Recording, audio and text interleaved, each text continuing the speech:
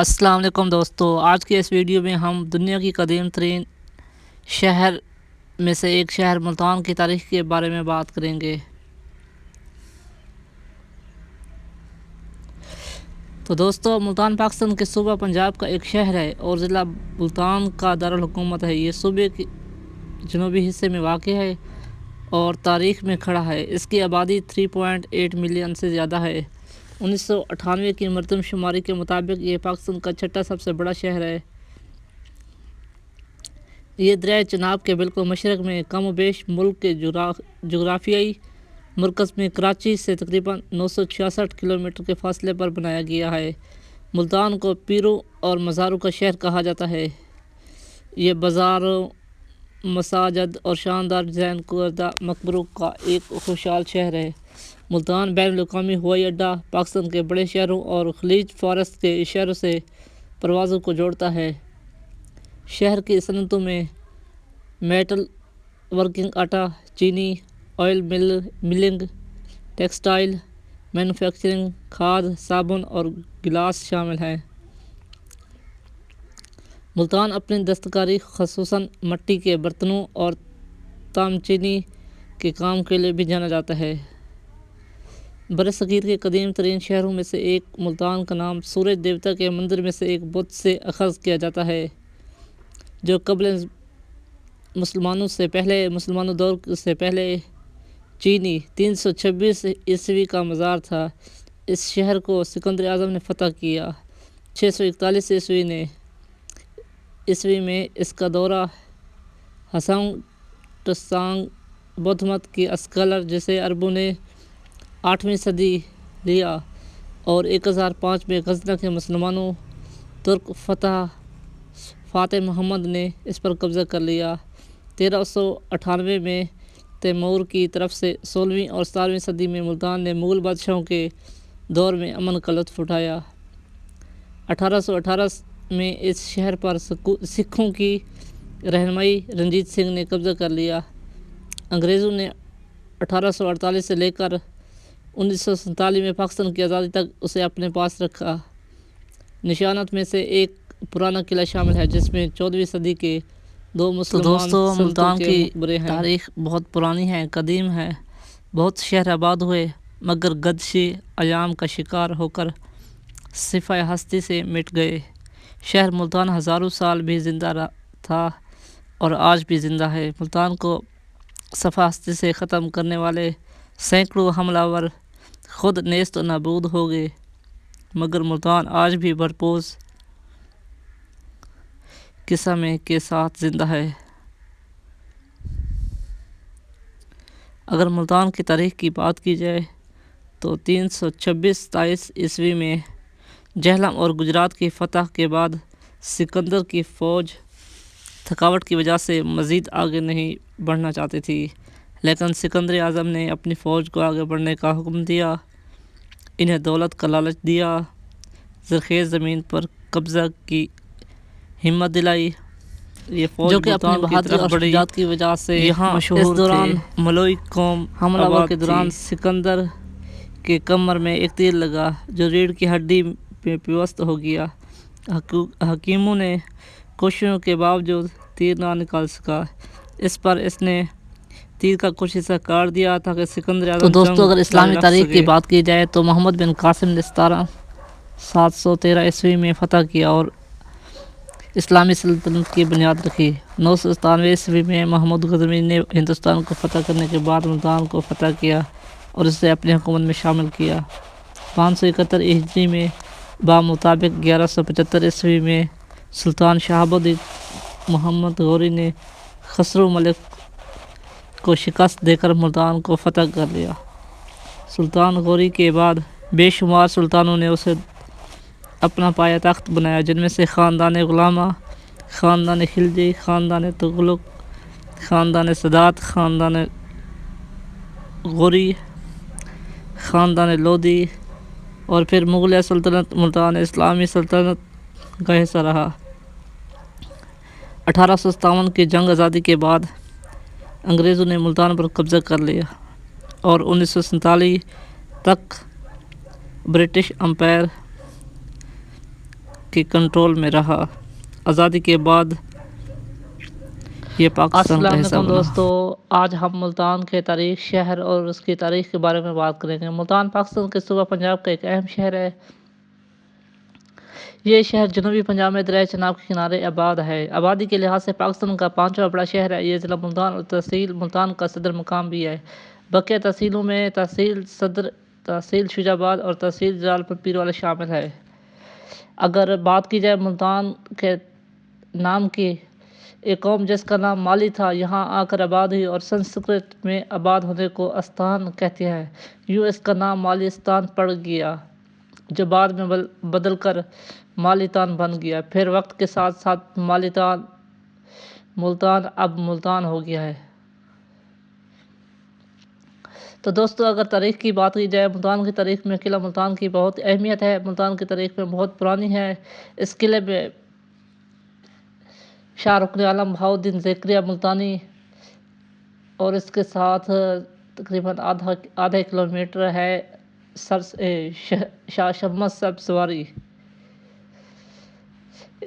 اس کا شمار دنیا کے قدیم ترین شہروں میں ہوتا ہے۔ بہت سے شہر آباد ہوئے مگر گردش ایام کا شکار ہو کر صفحہ ہستی سے مٹ گئے، لیکن ملتان شہر ہزاروں سال پہلے بھی زندہ تھا اور آج بھی زندہ ہے۔ ملتان کو صفحہ ہستی سے ختم کرنے کی کوشش کرنے والوں سینکڑوں حملہ آور خود نیست و نابود ہو گئے۔ آج کا نام لیوا کوئی نہیں، مگر ملتان آج بھی پورے تقدس اور شان کے ساتھ زندہ ہے۔ دریائے راوی ملتان کے قدیم قلعے کے ساتھ بہتا تھا اور اسے بندرگاہ کی حیثیت حاصل تھی۔ کشتیوں کے ذریعے سکھر، بکھر ہی نہیں، منصورہ، عراق، ایران اور مصر، کابل، دہلی اور دکن کی تجارت ہوتی۔ اس طرح ملتان کو دنیا کے بہت بڑے علمی، تجارتی اور مذہبی مرکز کی حیثیت حاصل ہوئی۔ صرف ہندوستان ہی نہیں بلکہ پوری دنیا میں حضرت بہاؤالدین زکریا ملتانی رحمۃ اللہ علیہ نام اور پیغام پہنچا۔ آپ کے پیغام سے لاکھوں انسان حلقہ بگوش اسلام میں داخل ہوئے اور آپ نے لوگوں کے دلوں میں اس طرح گھر بنایا کہ 8 صدیاں گزرنے کے باوجود آج بھی لاکھوں انسان ننگے پاؤں اور سر کے بل چل کر آپ کے آستانے پر حاضری دیتے ہیں، اس میں بالکل شک نہیں، اور عقیدت کے ساتھ پھول نچھاور کرتے ہیں۔ میرے سامنے ملتان کے معروف آرٹسٹ سید ضمیر ہاشمی کے چند فن پارے موجود ہیں۔ ان فن پاروں میں قلعہ ملتان کی قدامت کو پنسل ورک کے ذریعے عیاں کرنے کی کوشش کی گئی، قلعے کی فصیل دکھائی گئی، پر حالات مندر کا نقشہ انہدام سے پہلے کی شکل موجود ہے، اور شاہ رکن عالم کا دربار انوار بھی جلوہ افروز ہے۔ قلعہ ملتان کتنا قدیم ہے، اس بارے میں کہا جاتا ہے کہ یہ 5000 سال پرانا ہے، لیکن ہو سکتا ہے یہ اس سے بھی قدیم ہو، اور اس بات پر تمام مورخین کا اتفاق ہے کہ ملتان اور قلعہ ملتان کا وجود قبل اس وقت دیو مالائی دور سے بھی پہلے کا ہے۔ قابل افسوس امر یہ ہے کہ حملہ آوروں نے ہمیشہ اس قلعے کو نشان بنایا اور اسے فتح کرنے کے بعد خوب لوٹ مار ہوتی رہی، مگر اسے بحال کرنے کی صورت پیدا نہ ہو سکی۔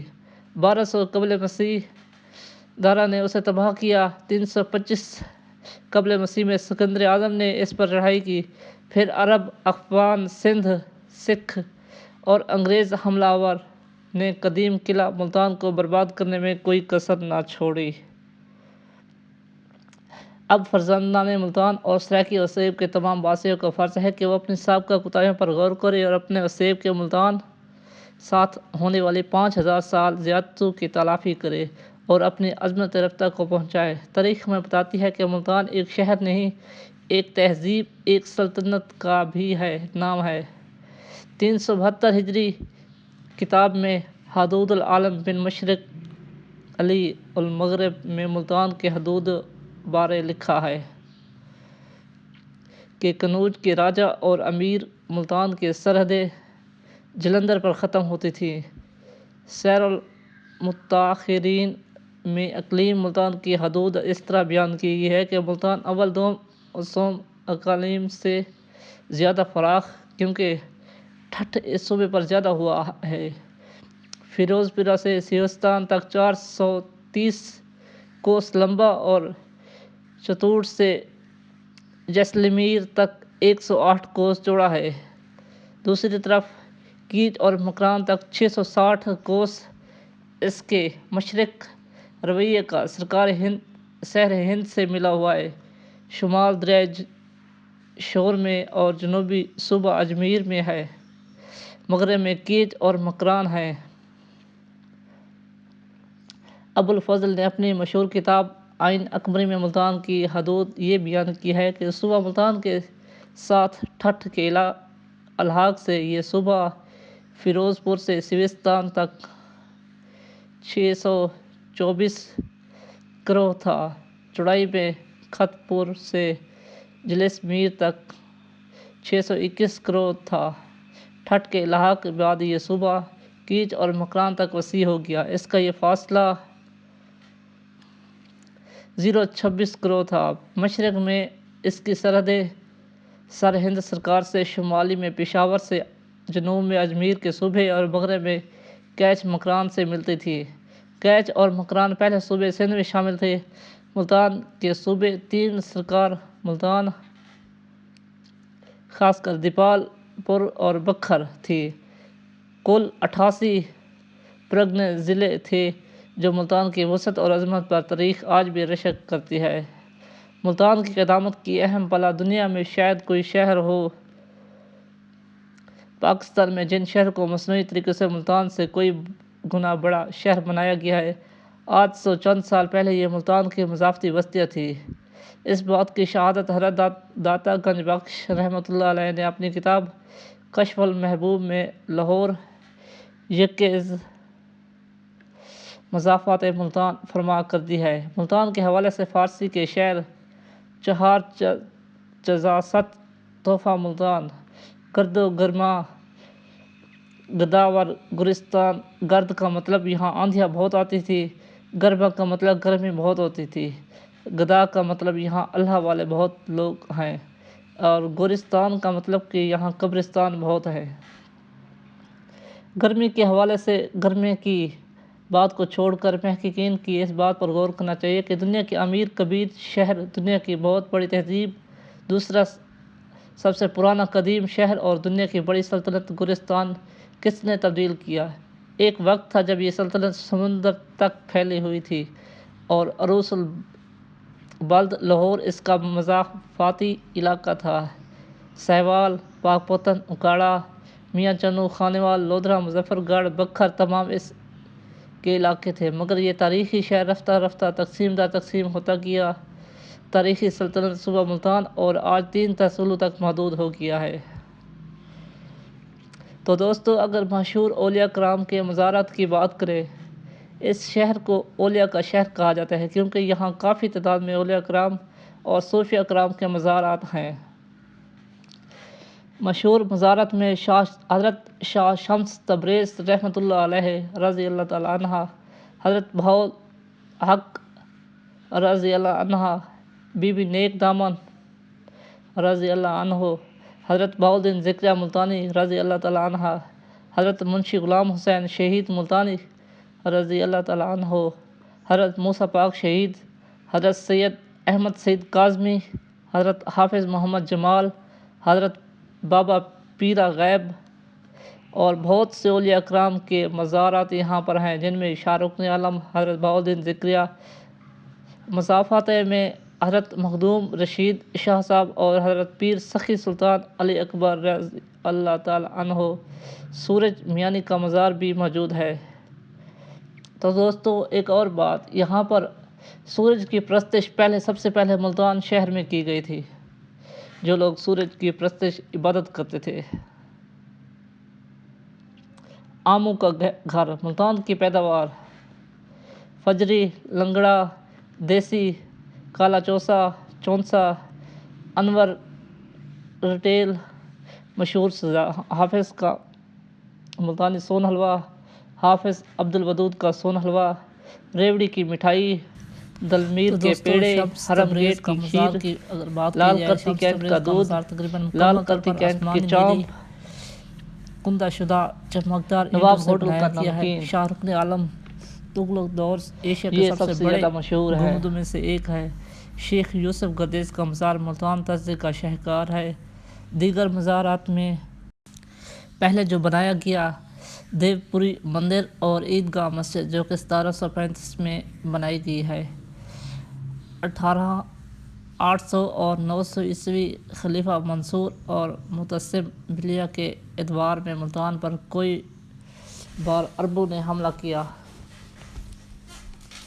900 اور 1000 عیسوی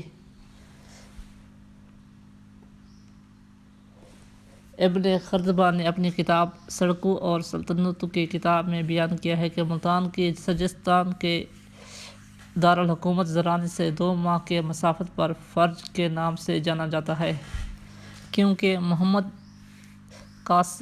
بن قاسم کا بیٹا حجاج کا لیفٹیننٹ شہر میں سونے کی بڑی مقدار ملی جسے خلیفہ کے خزانے میں بھیج دیا گیا، اس لیے اس عربوں نے سونے کا گھر کہا ہے۔ بغداد کا المسعودی جسے 300 ہجری میں دریائے سندھ کا دورہ کیا تھا۔ اگر بات کی جائے پرانے شہر میں تنگ رنگ برنگے بازار ہیں جو مقامی دستکاری سے بھرے ہوئے ہیں اور تنگ سمیٹنے والی گلیاں ہیں۔ شہر میں تاریخی، ثقافتی اور تفریحی دلچسپی کے بہت سے مقامات ہیں۔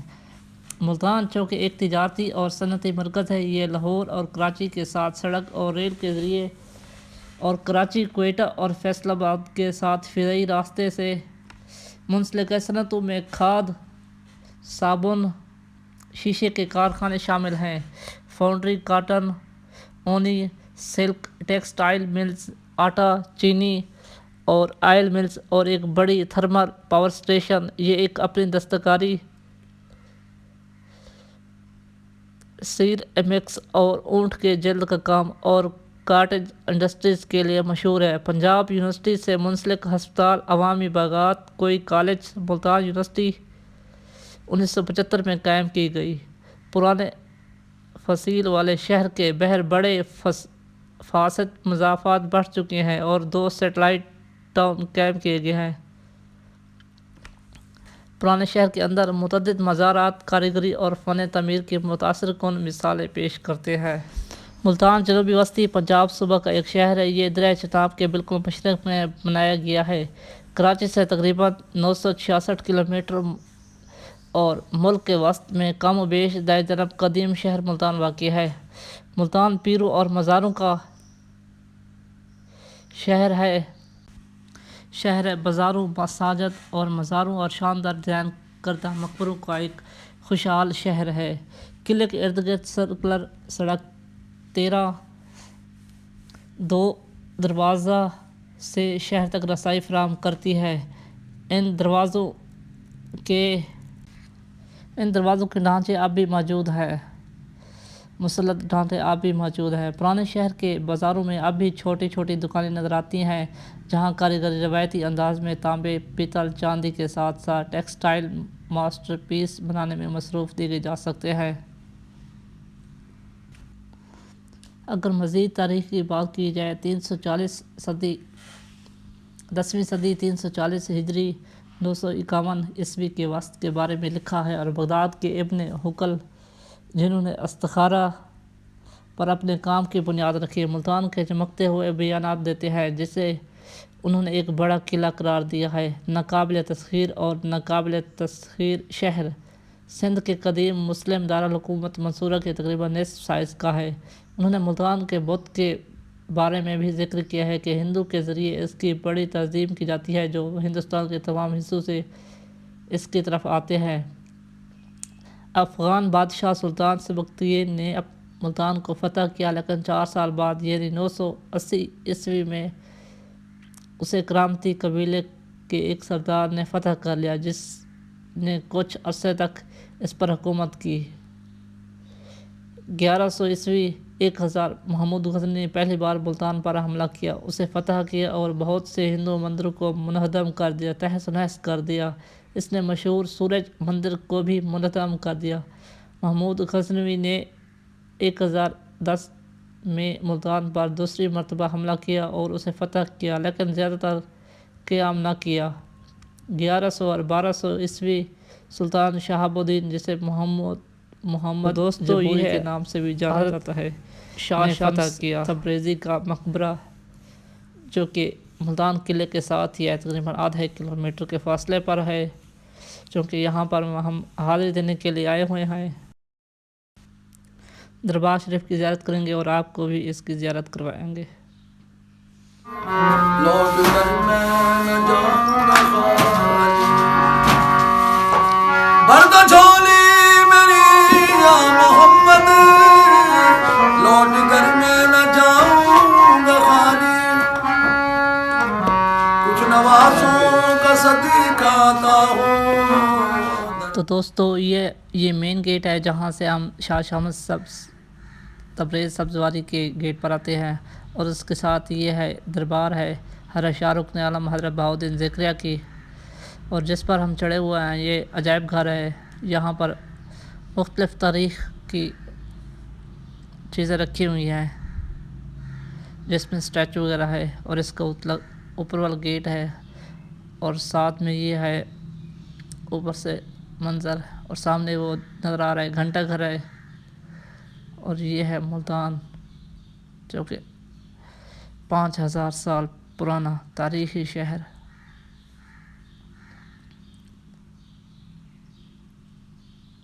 اور اس کے ساتھ ہم آپ کو اس کے اندر سے بھی سیر کرائیں گے۔ یہ دیکھیں فوجی کیمپ کے لیے دودھ لاتے ہوئے، اور یہ ہے نارائن، اور اس کے ساتھ دیوان مختلف تصویریں ہیں جو کہ تاریخ سے لی ہوئی ہیں، جو کہ ہندوستان کی بھی ہیں اور مسلمان لوگوں کی بھی ہے۔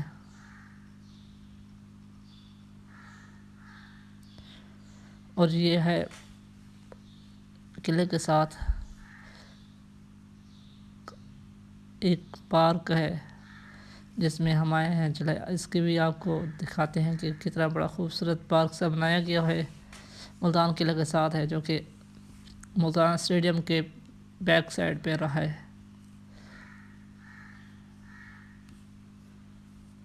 واو، جیسے شیر چیتے کی چال ہو۔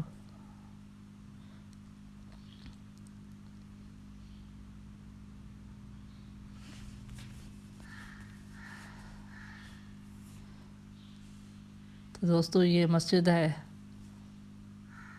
مولانا حامد علی خان کی، اور اس کے ساتھ ایک مسجد بھی ہے، اور یہ ہے اس کا نیچے اس کا مقبرہ بنایا ہوا ہے۔